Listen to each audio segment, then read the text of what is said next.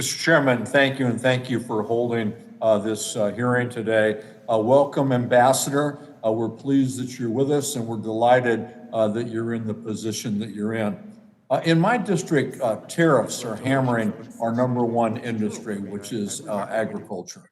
The wine community in my district is being pulled into unrelated trade disputes after trade disputes, all that have nothing to do with them.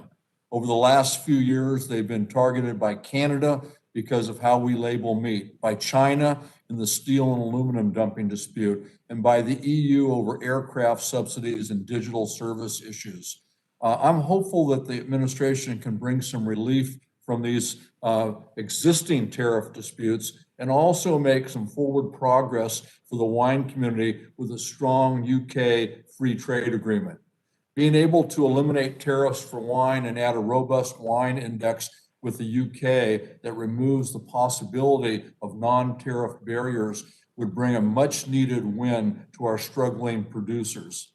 Similarly, a 0 for 0 agreement with the EU on wine would have the same positive impact for the US wine exports that I represent as it did for spirit exports.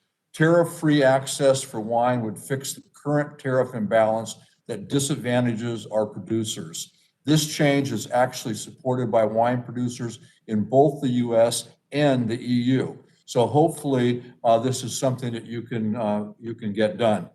Madam Ambassador, as one of the negotiators on the USMCA agreement, I thank you for the commitment to using the new tools in that law to the maximum extent possible to protect American workers and American jobs from unfair trade practices.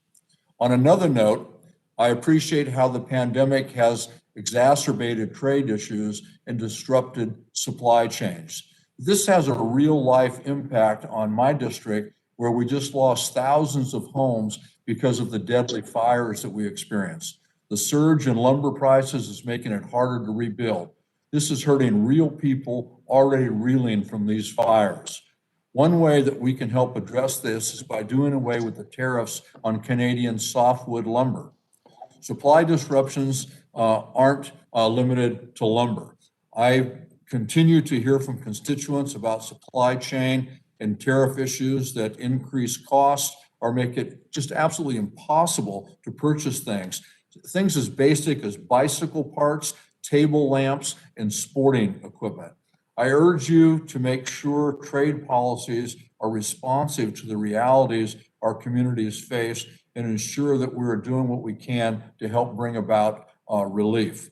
I appreciate the challenges facing you at USTR to rebuild trade relations and to resolve the numerous trade issues that face our constituents. And I look forward to hearing your thoughts on how the administration plans to address these issues that I've raised today.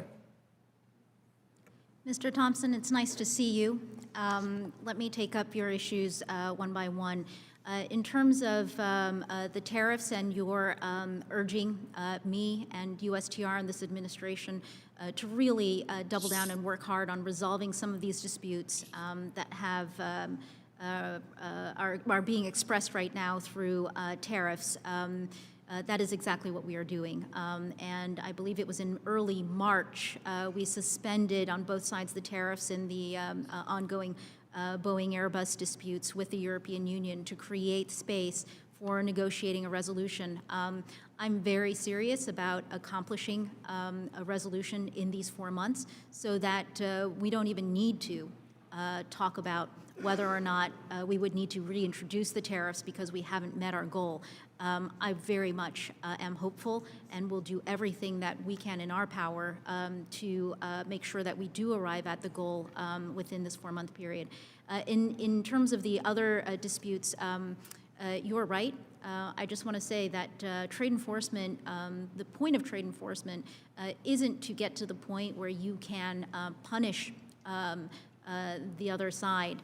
What you are trying to do always is to get to the point where you can negotiate a solution or an accommodation. And so I take your point that where we have tariffs built up, the goal is to figure out how to resolve our differences.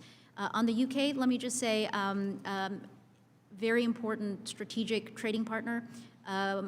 We are working with them in a number of areas, and the trade agreement negotiations are an important topic for us to keep working on with them. And in the other areas as well, let me just say I really look forward to continuing to work with you on your priorities and delivering for the American economy. Thank you very much, Madam Ambassador, and I yield back.